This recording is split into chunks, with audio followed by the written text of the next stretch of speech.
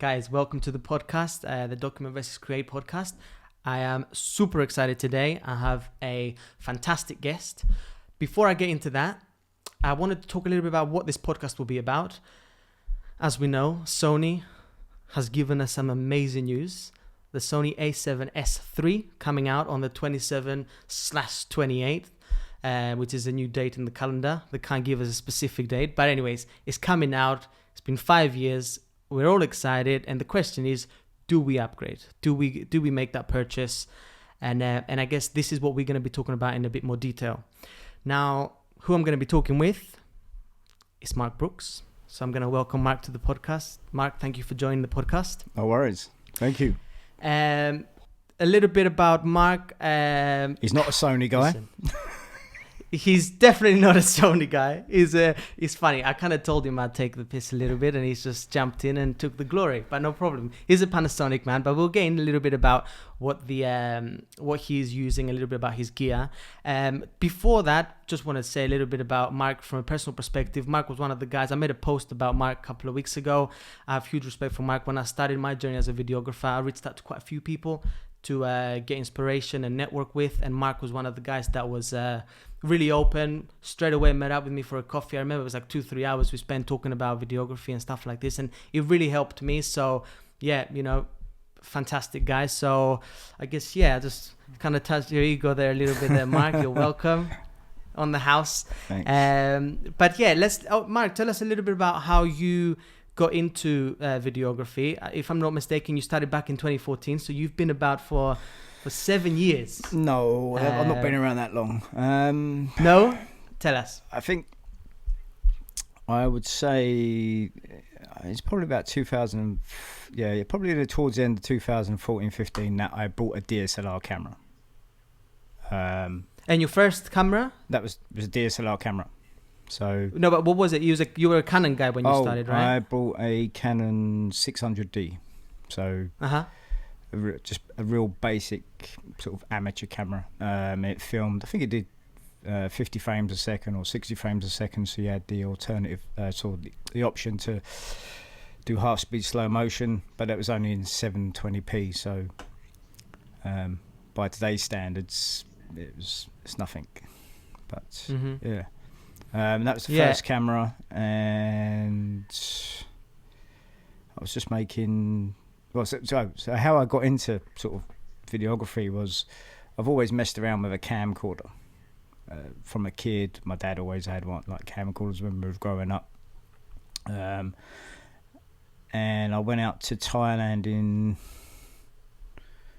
I think 2012, and I was at a Muay Thai training camp, and there was an American guy there who was making all these highlight videos, and I had one done, and I was just like in awe of like this whole new filming technique, which maybe it wasn't new, but to me it was new, really cinematic, how I would have understood it, and it kind of just went from there. Like I was like, okay, how do I up my game from a camcorder?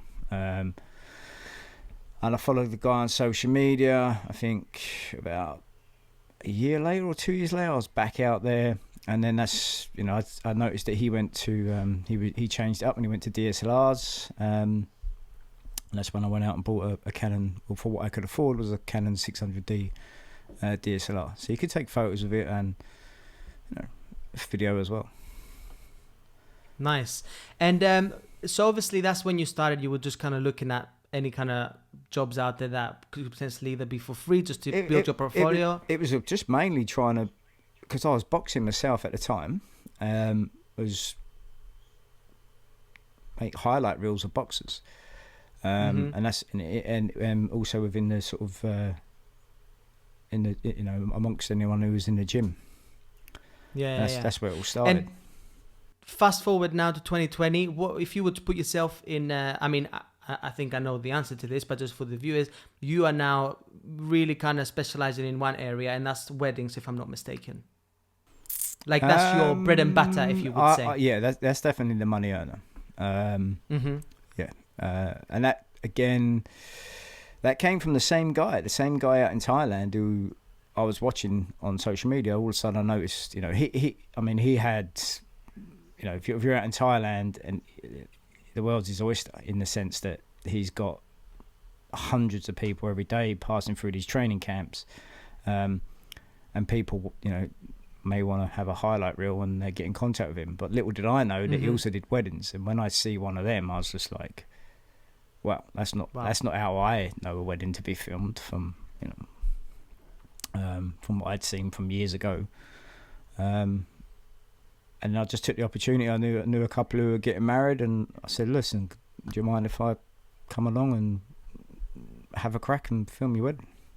And it all escalated from there.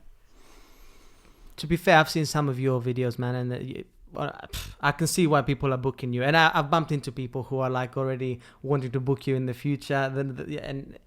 For sure, man, you're a top guy in that. Yeah. Cheers. So I guess let's go to the topic in terms of what we're talking about. Obviously, the release of the Sony A7s III coming out. We had Canon come at us a couple of weeks ago with their R6. So I guess my question, and the reason I thought you'd be really good for this podcast episode, is you were a Panasonic man. Yeah, you had a few bodies within the Panasonic. I currently monopoly, have 4 bodies. 4 bodies. And what are those bodies? So 2 of them with the G series, so they're GH5s, and the other 2 bodies are the S series. So I've got the S1 and the S1H. Right, and this is where I guess... Which is fairly new. Yeah. Yeah, well, this is, I guess, how this links together. So obviously, you were sitting at 3 bodies. You had the S1, and you had the GH5s. And then, obviously, Panasonic comes in and hits with, what we are getting at the moment as Sony guys, the Sony A7s III. What was the decision factor for you? Because you went quite quick. You didn't wait too long in the market to upgrade to the Sony to the S1H. How did you base that decision? I probably waited and a year. Also a little bit. Okay, so you waited a year. So talk to us a little bit about that, because I guess I want to help myself and other Sony guys who are out there really keen to upgrade to the Sony A7s III, and just a little bit about how you came to that decision, how you went for it. And in hindsight, if you were to go back, would you still make that purchase? No, because I brought mine literally. What, the S1H or the S1? The S1H. Okay, so the S series, when the S series came out, was roughly around last year, 2019, during the photography show. I think it got released that week, which was around March the 18th. Okay, so that was the S1 coming out, and you went straight in. Okay. And what had happened is, right. It was up at Birmingham, and I went to Birmingham NEC, and I knew it was going to be on show, and they were selling it. So you had Wex Photo Video was selling it. I think Park Camera. They got stalls all over the NEC, all selling it. Panasonic had their own little stall where you can go and try stuff out. I just liked it when I picked it up. Just liked it. It just felt right. Yeah, it felt right. And I'd heard stuff about it, and I was like, okay, it's a bit expensive. I forget what it retailed at. It came with the lens. I'm wondering if it retailed at 2.8 or $3,000. I can't remember. And we were me and the missus were going back and forth to sort of Wex Photo and Park Cameras and saying, right, shout out Wex Photos. Who's doing it cheap? And they're the ones who I bought it from. And eventually I got it for like, I don't know, I got like £600 off it or something like that. Something crazy, £500 or £600 off the retail price. And I went up to the guy at the Lumix store, Panasonic Lumix store, and said to him, like, I've just got it, like, I can get it for this. And he was like, you could actually take that home now and sell it and make a profit. Of course I wasn't going to do that, but I knew then I got, a decent deal. So I bought it there and then. But at the time when I was there, I was a bit... One of the things for me was I loved the variable frame rate on the GH series, on the GH5. When they brought the S1 out, they didn't put that in. They just give you like a 125. Okay. And that bugged me a little bit. And the guy there was like, if you hold back, there might be something else. Okay. He didn't so say. You were warned, but Yeah. I still bought it anyway. But yeah. Yeah. Well, to be fair, I think once you watch all these YouTube videos, you probably went thinking into your head you're gonna be walking away with a purchase. It's very hard to kind of have the patience to wait. I'm a okay, guy, that's and interesting. I love gear, man. So yeah, but trust me, I know you love gear. I see that laptop in the back. Is that the new one? Yeah, it is. Yeah, I bought it, and it took me like a week to open it. I was going to send it back. So I'm in an iron. So my second question to that, I guess, is: so you went from a single shooter to a multi-camera guy. So obviously you're talking about having 4 different bodies now. How did you make that decision to go from 1 camera to 2 cameras? What was the need? What was the day where you were like, I can't? Was it a case that I can't do my job anymore? I can't get my job to that high level? Or what was the reason you went from that? So if I go back to the beginning when I had the 600D, Canon 600D, I did like real cheap sort of highlight reels, a real cheap, almost free for a promo video for a boxing club, and I did it off 1 camera. And one guy asked me, who I had filmed a Muay Thai highlight reel, is, I'm getting married, can you do me a wedding video? And I turned it down. I'd not done one before, and I only had 1 camera. I knew straight away I can't do that with 1 camera. It's someone's big day. I'm not one of those who's just going to grab that paycheck and potentially just regardless and risk it. It's not going to happen. So I think I had the Canon 600D for about 9 months, and then I went out and bought the Canon 60D on top of it. Now once I had 2 bodies, then I offered to do a wedding for free. And then by the time I'd done the second wedding, I then got rid of the Canon cameras, and I then invested in the Panasonic range, which was a GH. Gotcha. I think it was a GH4. So I guess what would the advice be in that sense? It's like have the job inside that might require that second camera, and then execute in actually purchasing that camera instead of just. If you can get away with screwing up a video where you can do a reshoot, then use 1 camera. But if it's something that you can't risk it, like a wedding or a certain special event, get 2 cameras. Always have 2. Okay, gotcha. A minimum of 2. Or if you're Mark Brooks, have 4. Listen, I've made a mistake. I've dropped a lens, smashed a lens at a wedding. That's true. Yeah. No, you know? That's definitely another reason. I'm swearing in my head, but I didn't panic because I had a range of different lenses and I had a range of different bodies. Okay, I didn't get the exact composition I wanted with the particular lens, but I could continue with the rest of the day. You go with 1 camera, 1 lens, and you drop that, game over. You're massively vulnerable. Yeah. No, you're right. And that was the reason I did it. It was having the fear that I guarantee someone a specific project. You know, I go into that job, and then one thing goes wrong with 1 camera, and you're just so vulnerable. You're done. You're finished. You have nothing else to show. So that was the reason I did it. I don't see myself too often having to use 2 cameras at the same time. No, I guess now that I'm looking to go into the documentary stuff that I'd like to film, I think I'm going to see that a lot more when I'm doing interviews and stuff like this. I'd like to have that. Yeah, if you're doing an interview, it's good to have a sort of 2 camera setup. Especially someone's doing definitely. Like a testimonial or some sort of interview, and they're talking, and if they're not fluent in how they talk, you've got 2 different cameras, you can then cut between, and definitely cut out any mistakes that they've made. So. Yeah. So I guess my final question, obviously we keep these podcasts pretty short in general, is if you were a Sony shooter right now and you have a Sony body in your caliber, you're able to do your job, are you putting that £3,000 I think it's going to be out for the new Sony A7 III, based on some of the specs that are speculated, because we don't know exactly what it's going to have at the moment, but just on the hype? If I had a decent pair of oven gloves.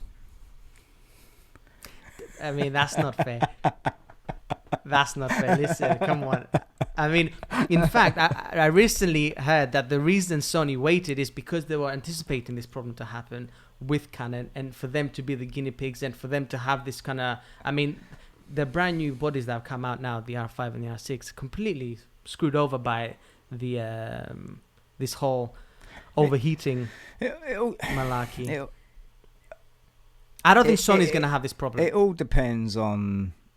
there'll be limitations with the Sony, the same as there will be with Canon and anything else. I mean, a Panasonic, we're supposed to be getting for the Lumix S1H, you're supposed to be getting RAW, ProRes RAW through the Atmos update for the Atmos Ninja.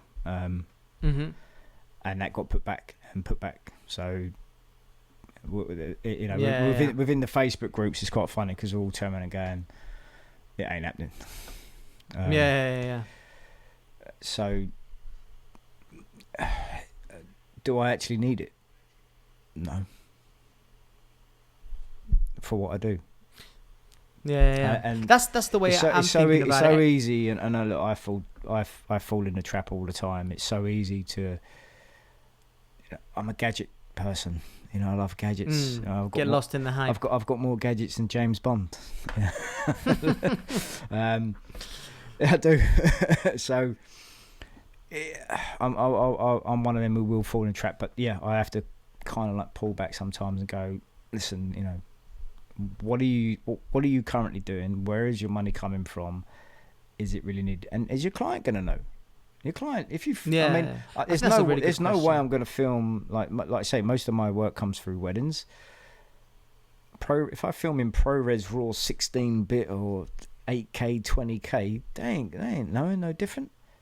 They're probably gonna watch it on the phone.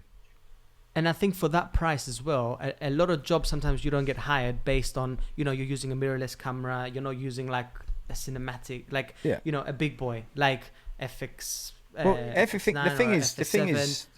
So are you going to spend 3,000 on a mirrorless body that's coming out that's going to still potentially not put you through the door because your client's not going to notice? The thing is, or could you put that money towards a? It's more than just that. So if you upgrade your body and it can do X, Y, and Z in codecs and whatever formats, etc., it films in. Is your normal memory cards that you were using prior capable? Probably not. Now, two things, they're going to have to be quicker memory cards and they're going to have to be larger. And they're expensive. So even if I've got I think the SanDisk ones, which to film the 400 megabits or whatever it is for the S1H, they're roughly around 200 quid a pop. Mm-hmm. If I film in a lower codec, then I can get the SD card for like 40 quid. Yeah. Now, if you have got two, because the S1H can take two, so you'll have a backup going. It's 200 quid a piece. Yeah. Then you're going to put it into your laptop. Is your laptop going to cope? Is your graphics card going to cope with, ProRes RAW 16-bit, whatever it is? It struggles with 4K, let alone. Exactly. So everything needs upgrading as you go along. And you could be stuck in a bit of a trap there. It ends up costing more than what you think. So, like as you said, I went out and purchased the new MacBook Pro. It didn't end there. It's all the connections which go into it because it's all USB-C. So, yes, it can take. And I know the price you paid for that, and I nearly had a heart attack. and I got £300 off, and that was still a ridiculous amount of money. £300 off out of what you paid is like taking. Well, I maxed it out. 2 pence out of the only 99 the only thing I didn't max cream. out was the hard drive, but I still went for 2 terabyte. And anyone who's into videography or whatnot, and they know about Macs. I mean, anyone who's a PC person will just slate me for spending that kind of money on a Mac. But you got to do what you got to do, man. You got a story to tell at the end, right? Yeah, that's right. All right, Mark. Well, listen, I appreciate you for joining me for this episode. Do you want to give a little shout out on your Instagram? You recently changed your name on Instagram, and I couldn't believe it because I thought you had an amazing name on there. I mean, I'm waiting for the week to end. I'm gonna go and steal the name. You have 14 days to claim it back. Oh, do I? once you change on Instagram, I'm waiting, and the reason I'm telling you, so you should keep it. Oh, right. I just wanted it to be more personal because I've already got Brooks _studios, which is the sort of the business one. And then I thought, well, just put my name for the Mark Brooks, or put Mark Brooks Films. But it's Mark Brooks. Is it underscored films or is it all in one?